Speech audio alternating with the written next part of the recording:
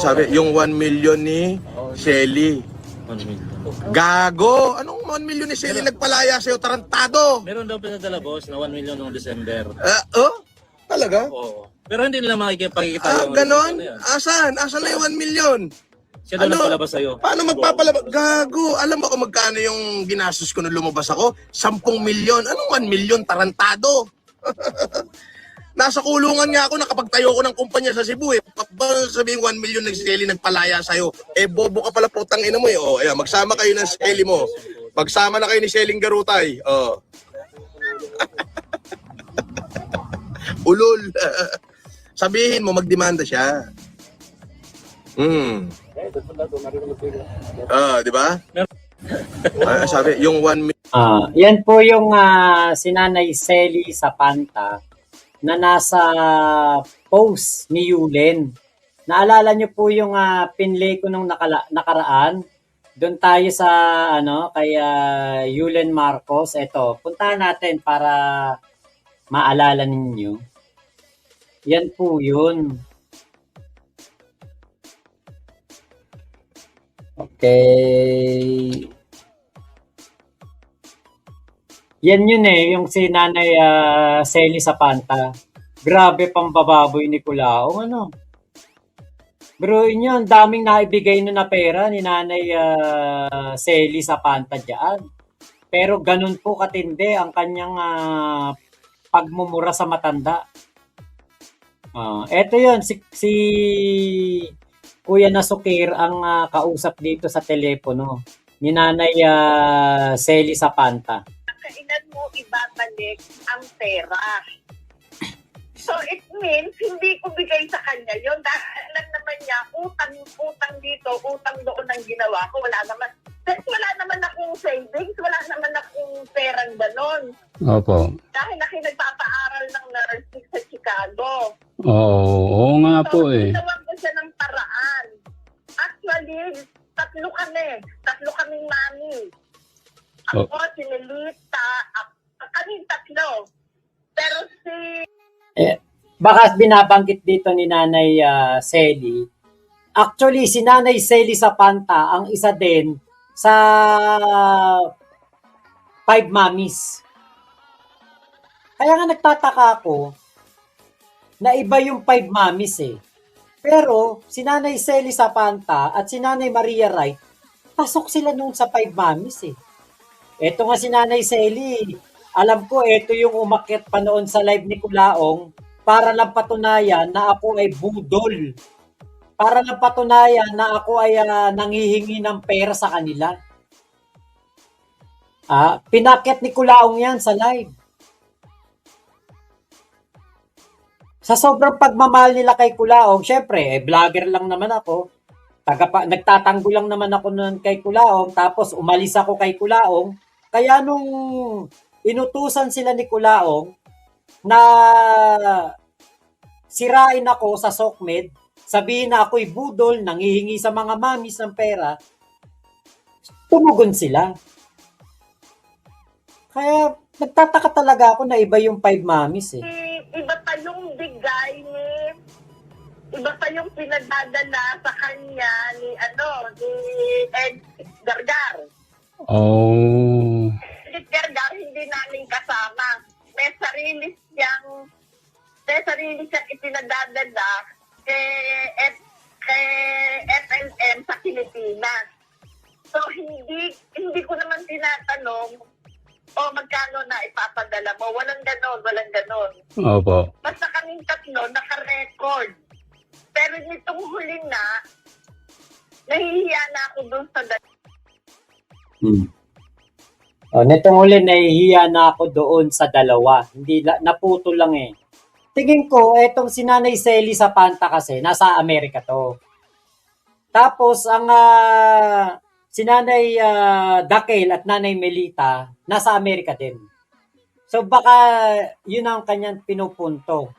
Ngayon, dito po, sa sa conversation na ito, 2 milyon ang inutang ko para ka makalabas. Until now, ayaw mong ibalik. I'm paying interest every month. Ayoko na dumating tayo na I'll ask help sa lawyer. Inilabas kita para makabayad ka sa mga utang mo and continue your humanitarian.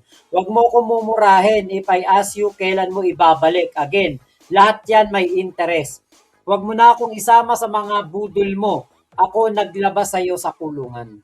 Kaya ko lang naisip na si Nanay Selly sa Panta to dahil dito sa screenshot na ito, may pangalan Selly. So, ibig sabihin, chinat niya si Kulaong para singilin. Siguro, minura siya. Di ba? Baka ganun. Sinisingil niya, minura siya.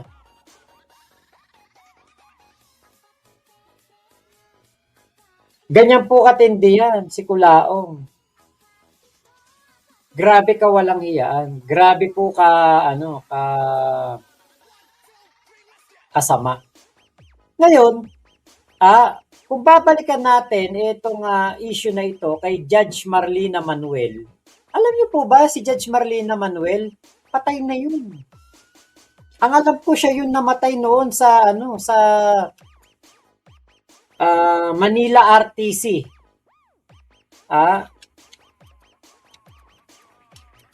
Alam ko siya yun namatay. Ngayon, pinapabanatan po sa akin ni Kulaong. Ngayon pa, paglalaya ka, bakit ka gagastos ng 10 milyon? Diba? Questionable ka agad, diba? Kasi, kaya ka lalaya, dahil ikay nakapagpiyansa, or kaya ikaw, ay na-quit.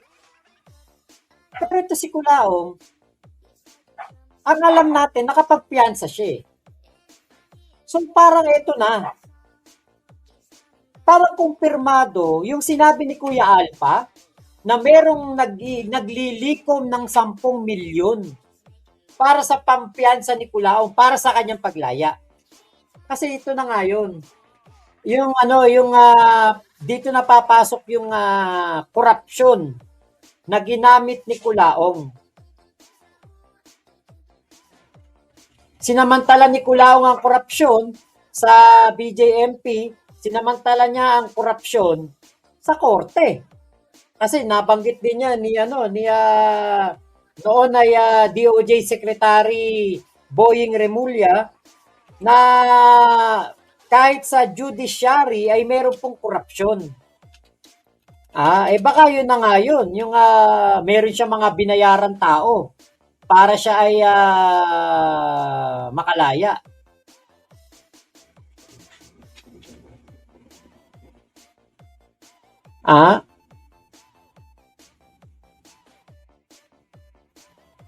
Baka yun na nga yun, Teka, nahanap ko kasi itong mga patungkol dito kay Judge Marlina Manuel.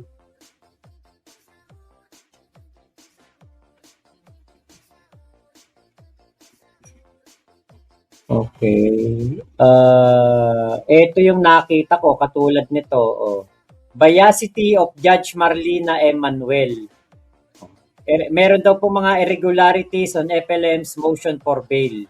Judge Marlina Manuel allowed the witness to testify with a face mask on despite the trial was done through a video conference. Hence, the reason COVID-19 infection is low. Excuse me po.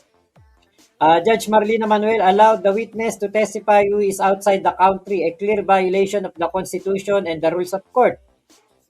Yan po yung mga post noon about kay Judge Marlina Manuel. Ito po siya.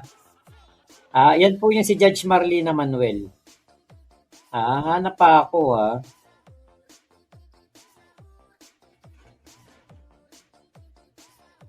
Alam ko talagang yan yung may nangyari noon kay Judge Marlina Manuel Ito yung aking vlog patungkol kay noon. Ito.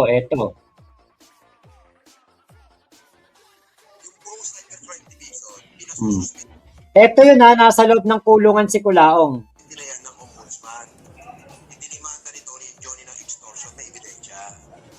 At yung mga Okay, Crazy. Thank you, Crazy, ah. abogado, pinatatanggalan niya ng lisensya sa IBE. May hearing na. At yung accountant, hindi abogado, pinatatanggalan niya ng lisensya sa PRC.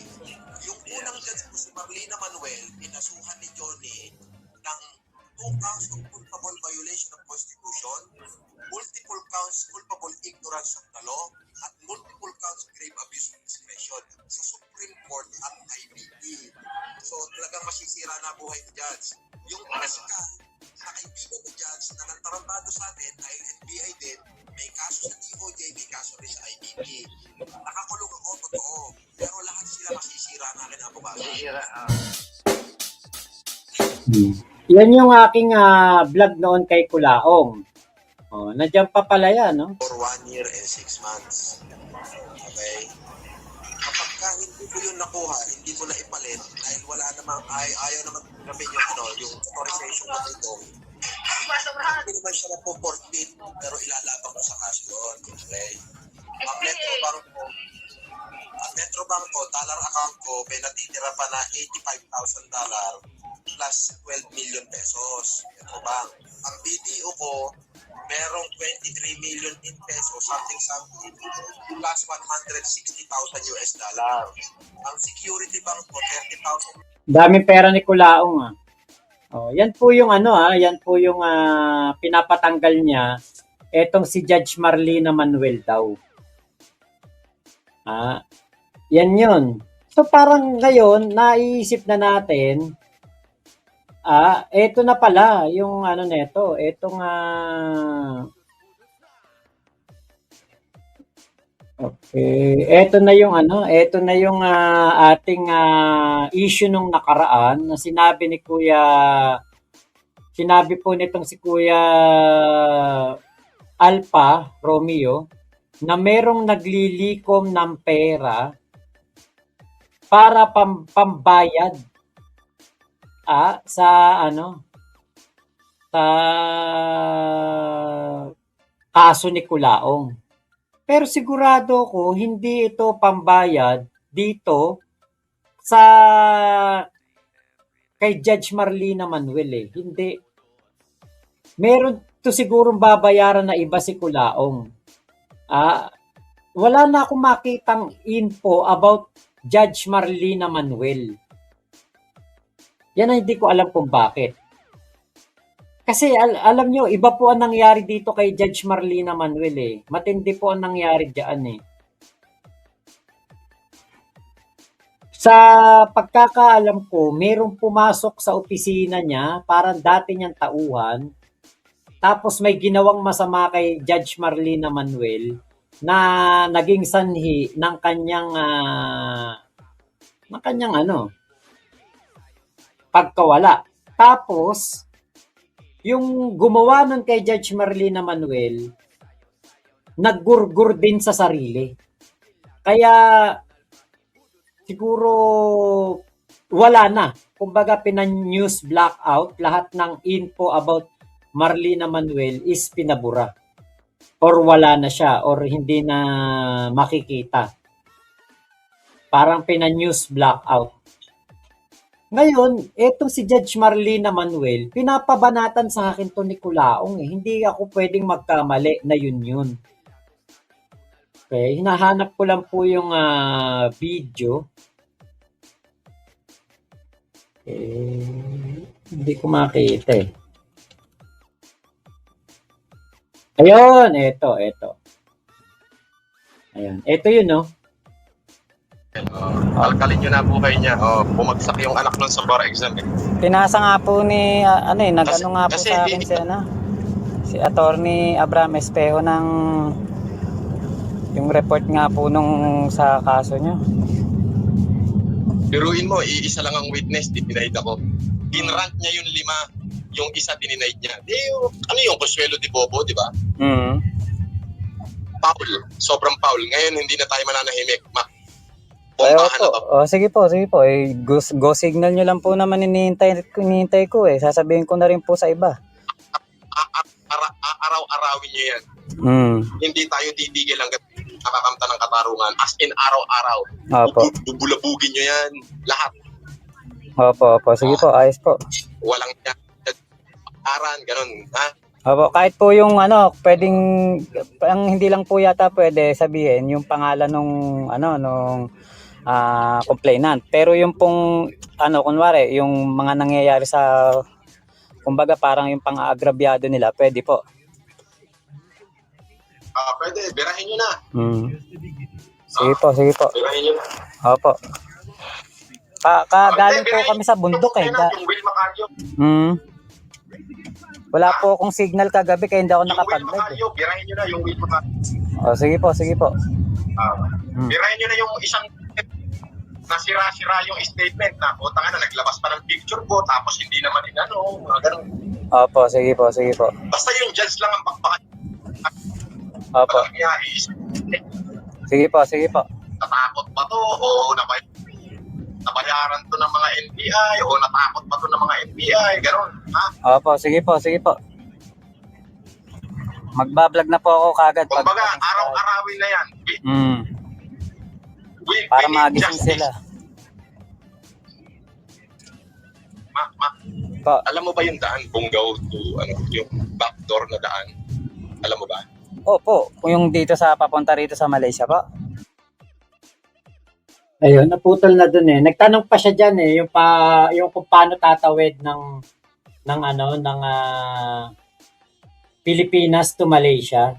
So teto, mali pala ako. Hindi pala yun yung judge na nawala o hindi pala yun, mali pala ako. Iba pala yung judge na tinutukoy ko. Iba po pala, sorry, hindi pala si Judge Marlena Manuel yun. Etong si Judge Marlena Manuel ang pinababanatan sa akin ni Kulaong. At eto nga po yung audio recording niyan. So dito po, sa usapan o tawagan namin na ito, si Judge Marlena Manuel ang kanyang sinasabi na masususpinde o mawawala na sa pagka-judge ba? Parang ako nga hindi naniniwala nung una na kasi nung mga panahon na naglalaban pa kami nakikipaglaban pa kami sa kay Kulaong nung mga 2021, 2022. Kasi nung before election ng 2022, nag-stop na ako diyan kay Kulaong eh. Naririnig ko na yan 10 million na yan, pero hindi ako naniniwala nga. Pero na-confirm naman yan ni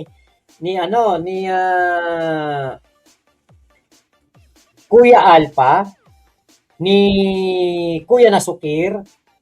Marami nagkumpirma niya na totoo yan 10M na yan. So ngayon, nabanggit ni Kulaong, di ba, na 10 million daw po yung nagastos niya para makalaya. So dito na nga, Kuya Henry, pasok yung iyong comment dito.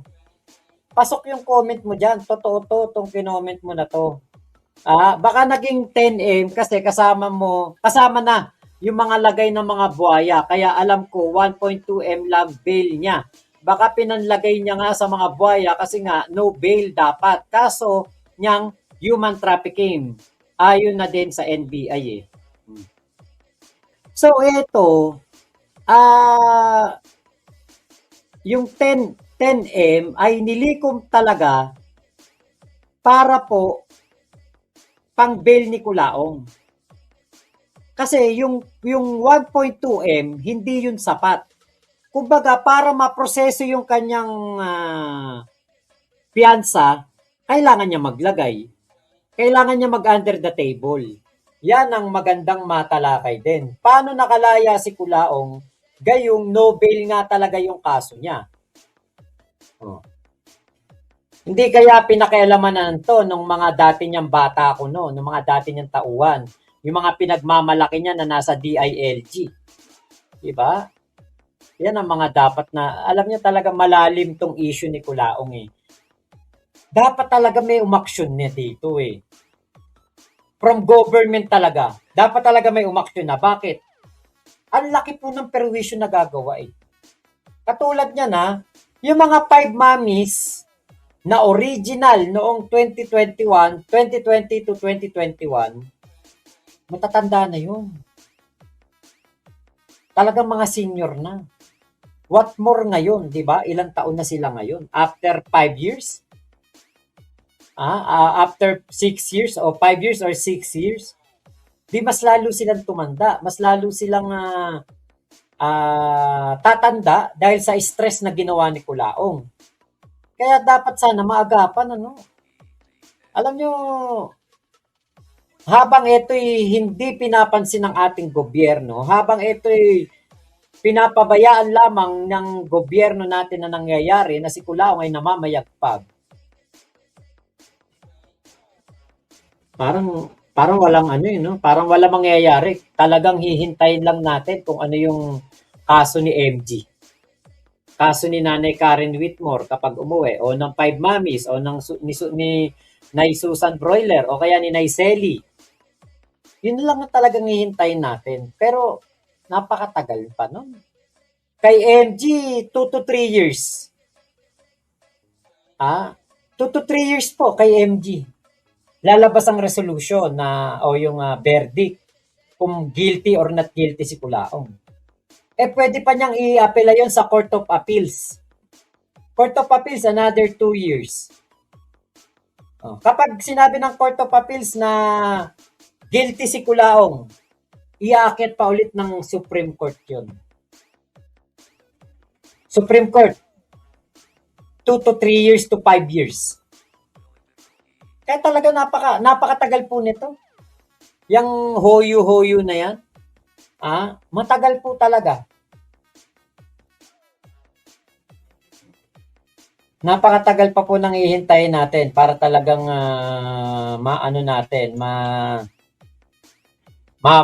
mahoyo si Kulaong at mapatunayan na talagang siya nagkasala at siya po ay makukulong. Yun po ang mangyayari niya. Naalala ninyo yung Visconde Massacre? Umabot ng 20 years bago nagkaroon ng final conviction sa Supreme Court. 20 years, What more pa kaya itong kaso ni Kulaong na libel lang? Dapat talaga may kumilos na may kumilos na ibang tao na nasa gobyerno. Sana meron talaga kasi nagiging na po nagiging sakit na ng ulo talaga. Sakit na ng ulo, sakit na ng dibdib na mga nanay na nabibiktima ni Kulaong. Okay, Rose Leo. Okay, Sir Ma, kahit saang angulo natin tignan, ang mukha ni Kulaong ay sobrang pangit talaga, lalo na yung ilong. Yung kapangitan niya, terno lahat. Si Remy Yerba, up to now ba, idol pa din si Kulaong? Sinong Remy Yerba? Hindi ko po kilala yun. Okay, the best diet program ever si Kulaong. Panigurado, papaya talaga nagda-diet. Yes, Bala ko nga magpapaprint. Di ba mayroong mga plato na napiprinta na mukha ng tao? Mayroong ganun Sa mga sa mga printing shop, plato o kaya tasa. Bala ko yung mukha ni Kulaong, ipapaprint ko sa plato. Tapos, yun yung gagamitin plato ni Joy, na asawa ko, para pumayat siya.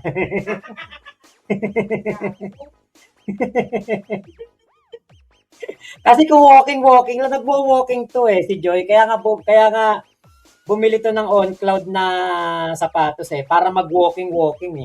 Ala rin nagwo-walking. Pagkatapos ng walking, nakikita ko nandun sa barbecuehan. Andun sa, pagsusunduin ko na, nasa barbecuehan, nasa kwek-kwekan. Wala rin.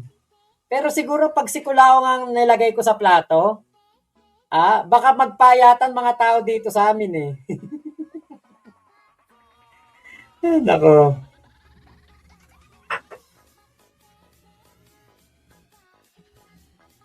Kaya natin pa ba itong mga comment?